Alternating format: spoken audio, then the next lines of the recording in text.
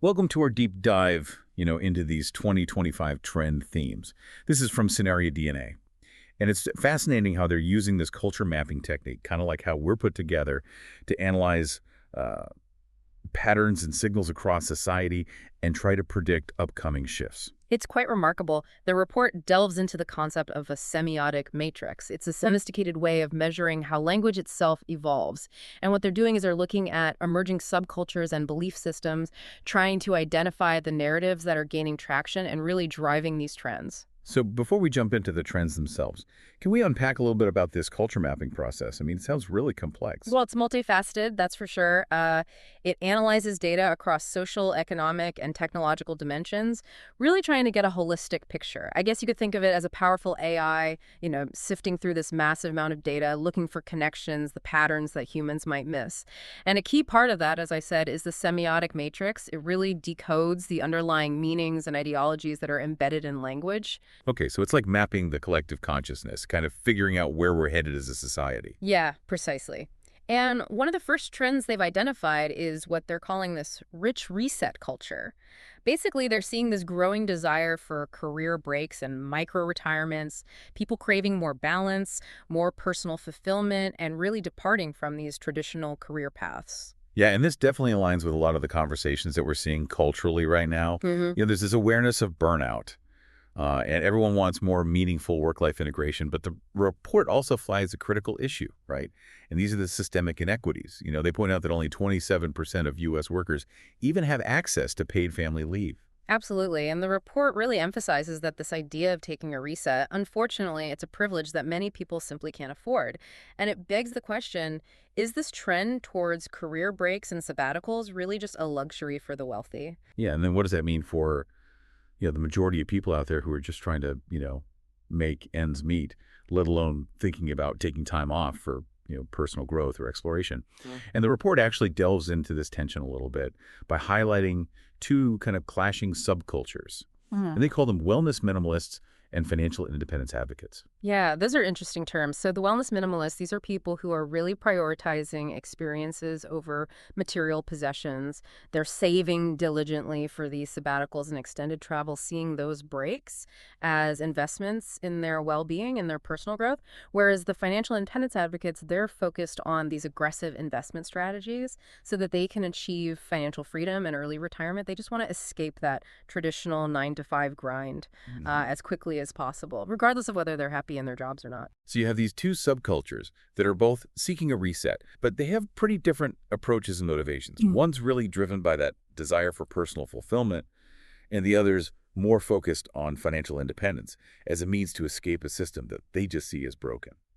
Yeah, and the report actually suggests that this tension, this could lead to what they call a workforce backlash, as employers are trying to figure out how to handle these demands for increased flexibility and this potential disruption to these traditional work models. It's definitely a vulnerability that we have to think about if this trend is going to be inclusive and accessible to a wider range of people. Okay, let's move on to the next trend. Paradoxical populism. And this is where it gets kind of interesting because we're seeing these wealthy figures, a lot of them from the tech industry, positioning themselves as anti-elite leaders.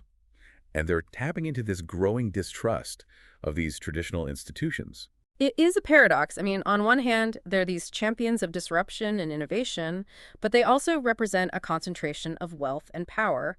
The report raises concerns about this concentration of power, whether these leaders will prioritize their own interests or the interests of those they claim to represent. Yeah, it definitely makes you think about the accountability, and whether these populist innovation zones that they're proposing, if those will truly benefit these communities or if it's just going to reinforce the existing power imbalances under this new guise. The report highlights two contrasting subcultures here. We have techno-populist communities and corporate critic groups. It's a real clash of ideologies. So the techno-populists, these tend to be your younger, tech-savvy individuals. They embrace these wealth-backed leaders as disruptors, as visionaries. They really believe that technology and innovation hold the keys to solving these societal problems. And then you have the corporate critic groups who are much more wary of this wealth-backed populism. They see it as a form of elite capture that's kind of disguised as grassroots activism, and they're advocating for greater transparency, accountability, and more equitable distribution of power. And the report suggests that The success of these populist innovation zones, it really hinges on whether they can bridge this divide and address the concerns of those who are a little bit skeptical about their motives and their potential impact. And the lack of transparency and accountability, that's a pretty clear vulnerability. Absolutely. If these zones are perceived as just benefiting the wealthy elite at the expense of the broader community, they're going to face resistance and probably fail to achieve their stated goals. Okay, let's dive into the next trend. Inclusion Counter-Reformation. This is exploring the complexities of diversity, equity, and inclusion, or DEI initiatives. So these are intended to promote fairness and equality, but they face pushback, leading to this potential for counter-reformation.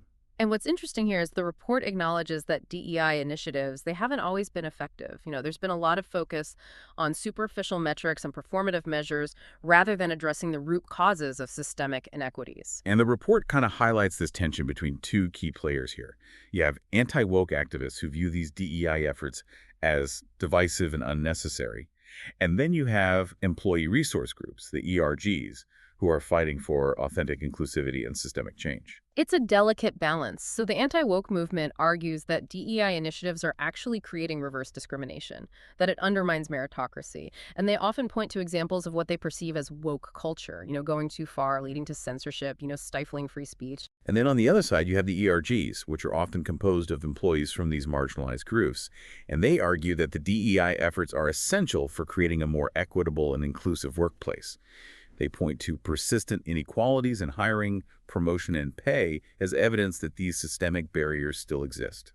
And the report suggests that this tension that we're seeing is creating a space for a counter-reformation, a chance to strengthen and refine DEI efforts to make them more effective in tackling this systemic bias and hopefully creating lasting change. So the report is really emphasizing the vulnerability of relying on superficial metrics, like the number of women or people of color in leadership positions, without addressing the underlying cultural and systemic barriers that prevent true equity. Exactly. They cite a statistic: white men make up only 30% of the U.S. population, yet they hold a disproportionate amount of power across various sectors. So just increasing representation without addressing these power dynamics, it's unlikely to lead to meaningful change. So it's a big question. Can DEI programs create that lasting change, or are they going to become casualties of these culture wars? The report argues that the key is moving beyond these performative measures and focusing on dismantling the systems that perpetuate this inequity. They suggest that things like global fairness standards, employee-led initiatives, and a real shift towards data-driven approaches can help ensure that these DEI efforts are more than just lip service. Okay, let's move on to Beyond the Lone Wolf. And the report here challenges the traditional narrative that extremist violence is just the act of these isolated individuals. Yeah, they emphasize that extremism is increasingly a networked issue. It's fueled by online radicalization, socioeconomic disparities, and even toxic cultural norms. And this lone wolf myth, it often obscures these systemic factors, making it harder to really address the problem effectively. Yeah, and the report really underscores the role of online echo chambers in fostering those extremist ideologies. It highlights a subculture of what they call digital extremists who find refuge and reinforcement in these online communities. They're often shielded from these opposing viewpoints. And those online spaces can provide a sense of belonging, even purpose, for individuals who feel alienated or disenfranchised in the offline world. They offer a platform for the dissemination of extremist propaganda and the recruitment of new members. But the report also identifies a counter-trend, and that's the masculinity reformers. This subculture is advocating for healthier male identities and emotional intelligence, challenging those traditional notions of masculinity that often contribute to violence and extremism. They're pushing back against that idea that men should suppress their emotions and resort to aggression to solve problems.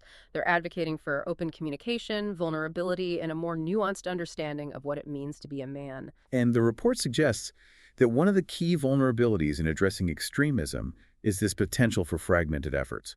Law enforcement agencies, mental health professionals, community organizations, they often work in silos, lacking a cohesive approach. And the report is really calling for a more integrated strategy, something that combines those law enforcement efforts to disrupt extremist networks with community-based initiatives. And those should be aimed at preventing radicalization and supporting those who have been affected by extremism. Yeah, they point to this statistic that 85% of domestic terrorism acts in the U.S. are actually linked to ideological networks. That really underscores the importance of moving beyond those simplistic narratives and acknowledging that complex web of factors that are contributing to extremism. Absolutely. And it's a reminder that we need to address those underlying issues, like inequality and social isolation that make individuals vulnerable to radicalization in the first place. Okay. The final trend that we're going to explore in this section is aging invisibility. And this is a poignant one because it really highlights the increasing marginalization of older populations in a world that's obsessed with youth and productivity. It's driven by several factors: depopulation, ageism, urban planning that often overlooks the needs of these aging individuals. Yeah, and the report explores this tension between two distinct subcultures: the longevity enthusiasts, who are really focused on expanding lifespans through these technological advancements, and then you have age-positive advocates, who are embracing aging as this natural process and a source of wisdom and resilience. Yeah, you've got these two very different perspectives. The longevity enthusiasts, they believe that aging is a disease that can be cured or at least significantly delayed through technological interventions. Gene editing, biohacking, artificial intelligence, they view death as the enemy to be conquered. They're willing to invest significant resources in pursuing longevity. And then the age-positive advocates, they're pushing back on that societal obsession with youth and beauty. They believe that aging is natural, a valuable part of life, and that older adults have a lot to offer society in terms of experience, wisdom, and perspective. And one of the key vulnerabilities the report highlights here is this privatization of care. As elder care becomes increasingly privatized, access to quality care becomes much more dependent on financial resources, further marginalizing these lower-income older adults. It creates a system where those with means can afford to age comfortably, while those without are left to navigate a system that's often inadequate and inaccessible. Yeah. The report also raises concerns about this over-reliance on technology in the context of aging. While technology can play a role in supporting older adults, it's important to make sure it doesn't lead to isolation, dependence, or loss of autonomy. It's like we're risking creating a future where older adults are overly reliant on technology or subject to constant surveillance, further eroding their privacy and independence. Yeah, technology should be a tool for empowerment, not a means of control or marginalization. That's an important thing to remember as we navigate the complexities of an aging society. Now let's move on to some of the other key themes that are shaping 2025 that are highlighted in the report. These themes, while not explored in as much depth as those five, they offer a glimpse into some of the other forces that are likely to shape the near future. One of those themes is deepfake normalization. As deepfake technology becomes more sophisticated and accessible, it's eroding our ability to distinguish between what's real and what's fabricated. And this obviously raises some serious concerns about trust and misinformation. I mean, if we can no longer rely on visual evidence, how do we determine the authenticity of information? The report highlights the challenge this poses for journalists, law enforcement, even just individuals who are trying to navigate this world where visual truth is increasingly malleable. Yeah, it is a little unsettling to think about. We're already grappling with this misinformation and disinformation online, and deepfakes just add another layer of complexity to an already challenging landscape. And the report does offer some hope, though. Researchers are working on more sophisticated deepfake detection systems, but it's a constant race against those who are developing the technology. So it sounds like a technological arms race, where the stakes are getting higher all the time. Indeed. And as deepfakes become more commonplace, we'll need to develop new strategies for verifying information and discerning truth from falsehood. The next theme is smart dumb hybrid cities. It seems like cities are trying to find that balance between integrating high-tech solutions for efficiency and resilience, and then also preserving individual choice and addressing these privacy concerns. It's a delicate balancing act. On the one hand, smart city technologies have the potential to improve urban living in a lot of ways, optimizing traffic flow, enhancing public safety. But then you have those concerns about surveillance, data privacy, and the potential for these technologies to actually worsen those existing inequalities. Yeah. The report highlights the importance of citizen engagement in shaping the development and the implementation of these smart city technologies, making sure that they're designed and deployed in a way that benefits all residents, not just a select few. They give the example of San Diego, which faced a lawsuit over its surveillance system. And this really highlights those tensions that can arise when smart city technologies are implemented without sufficient transparency and public input. It's a reminder that technological advancements should always be accompanied by those ethical considerations. and, a real commitment to protecting those individual rights and freedoms. Exactly. Technology should serve humanity, not the other way around. Solo society is another theme that's gaining traction. The report notes that solo living is becoming more normalized. People are prioritizing autonomy, redefining those traditional relationships. Yeah, this trend is driven by a bunch of factors: changing social norms, economic pressures, and that desire for greater personal freedom. And what's interesting is that this trend isn't necessarily about loneliness or isolation. A lot of people who choose to live alone are very social. They're connected. They just value that independence and the ability to live life on their own terms. And the report highlights the impact this is having on various industries: housing, urban planning, travel, and entertainment. Yeah, they even mentioned the solo travel boom, with destinations like Iceland and Japan becoming really popular among solo travelers. It's clear this trend is really reshaping how we live, work, and interact with the world. Absolutely. And it's likely to have far-reaching implications for the future of society. The next theme is intergenerational animus. And this is exploring the growing divide between different generations. It seems like those clashing attitudes towards technology, social values, and work-life balance are fueling this animosity. Yeah, it's complex, and it has these historical roots. Each generation comes of age with a particular set of social, economic, and technological context that really shapes their worldview.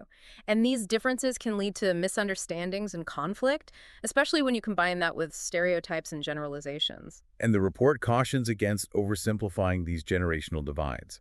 There's a lot of diversity within each generation.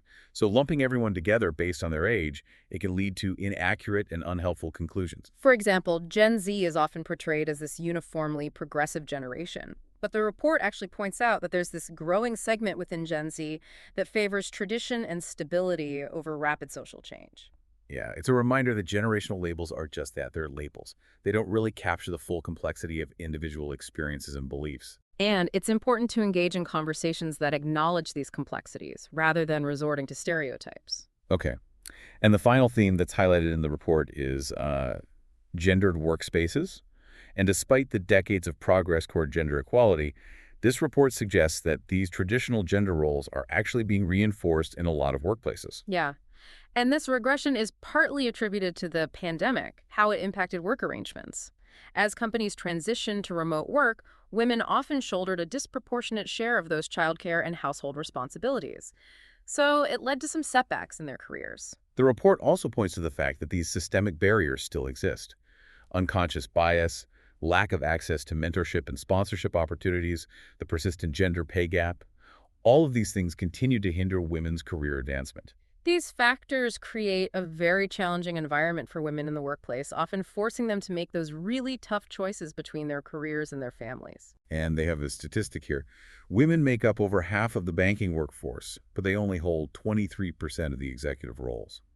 Clearly, we still have a long way to go to achieve true gender parity in the workplace. It's a reminder that progress is not always linear. We have to remain vigilant in addressing those systemic inequities that perpetuate gender disparities. So we've covered a lot of ground in this deep dive. We explored 5 major trends in detail: rich reset culture, paradoxical populism, inclusion counter-reformation, beyond the lone wolf, and aging invisibility. And then we touched upon 5 additional themes: deepfake normalization, smart dumb hybrid cities, solo society, intergenerational animus, and gendered workspaces. And all of these trends together, they paint a very complex and multifaceted picture of the forces that are shaping our world. Yeah, they highlight both the opportunities and the challenges that we face as we navigate this increasingly interconnected and rapidly changing world. Yeah. It's a lot to take in. But I think the report does a really good job of not just presenting these trends, but also giving us a framework for how to think about them. Yeah, and they emphasize how interconnected they are. They aren't isolated phenomena. They're really symptoms of these larger societal shifts and anxieties. The report highlights several key vulnerabilities that we need to address if we really want to create a more equitable, sustainable future. Things like systemic inequities, the concentration of power, erosion of trust, the potential for technology to be used for control rather than empowerment. And it also underscores how important it is to understand and navigate these subculture tensions that are driving these trends. They really reflect the diverse values, beliefs, and experiences of different groups within society. And it's clear that there's no one-size-fits-all solution to these complex challenges. But the report does offer some pathways forward. Yeah, they emphasize a greater need for transparency and accountability and inclusivity in decision-making. And it calls for a more holistic approach to problem solving, one that considers the interconnectedness of social, economic, and technological systems. And maybe most importantly, it highlights the need for informed, engaged citizens who are willing to question assumptions, challenge the status quo, and work together to create a better future. It's a call to action, an invitation to engage with these trends, to think critically about the world we're creating, and take responsibility for shaping the future that we want to see. As we move further into 2025 and beyond, it'll be really interesting to see how these trends evolve, Yep. which ones will gain momentum, which ones will kind of fade into the background, and what new trends will emerge. Well, the future isn't predetermined. It's something we're actively creating through our choices and our actions. So what stood out to you most from this deep dive? Was there a particular trend or insight that resonated with you personally? For me, it was the emphasis on the interconnectedness of these trends and the need for these systemic solutions. It's a reminder that we can't solve these challenges in isolation. We need to really address those root causes, not just the symptoms. Yeah, I was really struck by the role of subculture tensions in shaping these trends. It's fascinating how different groups are responding to the same forces in such diverse ways, and it highlights how important it is to understand, to respect different perspectives, even when we disagree. So, as we wrap up this deep dive, I want to encourage our listeners to reflect on these trends. Consider how they might be playing out in their own lives, in their communities. What choices can we make as individuals, as a society, to navigate these complexities in a way that benefits everyone? And just remember, the future isn't something that happens to us, it's something that we create. Until next time, keep questioning, keep exploring, and keep diving deep.